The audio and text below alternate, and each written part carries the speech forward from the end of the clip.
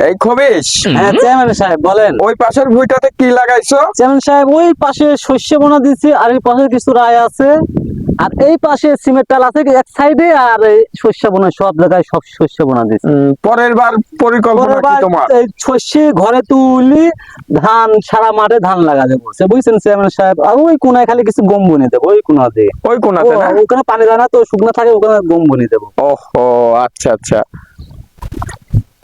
Chairman সাহেব আপনার সাথে দুটো কথা আছে। হ্যাঁ, কি বলবা বলো। চেয়ারম্যান সাহেব আপনারা তো বাইরে তো দেশনদারি হয়ে গেছিলেন, যত ঝড় তাফালিং আমার এই বুকের উপর দিয়ে চলে গেছে, রক্ত লাগে যা লাগে সব কিন্তু আমরা দিছি, জেলে গেছি আর আইছি, আর আপনারা তো শান্তিতে ঘুমাইছেন। এই যে জমি জামা আপনার এত কিছু, আপনারা তো খালি পকেট ভরেছেন, আর আমার যত বাঁশ লিয়া লাগেছে কিন্তু আমার, ঠিক আছে না? আমার জন্য আপনারা কি করেছেন? সব ঠিক হয়ে যাবে না, 16টা বছর তো দেখতে চাও, আমি তো দেশদ্রোহী হয়ে গেছি। হ্যাঁ সে তো দেখতেইছি। এখন 16 বছর পর আমাদের জাতীয় নির্বাচন সামনে আসতেছে। আগামী নির্বাচনে আমি ইলেকশন করব। তোমরা সবাই আমার পাশে থেকো। অবশ্যই আছি। তো খালি জেলে গেছি আইছি, আমি তো আর দাঁড়াইতে পারিনি কোথাও।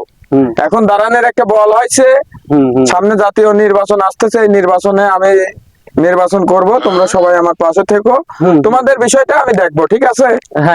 আর যা কিছু বলার আমার খবিসকে বলে যেও, ঠিক আছে? খবিস আপনার পিএস? জি জি।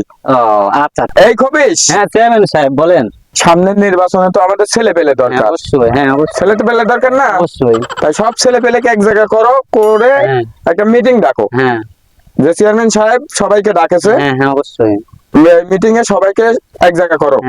হ্যাঁ অবশ্যই। একটা যে বড় ভাই আইছিল, একটা পথ চালো, যে পথ চালিয়ে আমার কটা ছেলে পেলে আছে, একটা পুষ্কুনি চালো, নলে একটা ক্ষেত চালো, এটা চালো। আচ্ছা আচ্ছা, ঠিক আছে, সেটা আমি পরে দেখবো। অবশ্যই। তাহলে চলেন চেয়ারম্যান সাহেব বাসায় দিক দেওয়া যায়, এখন মাত্র বেড়াইনি হলো।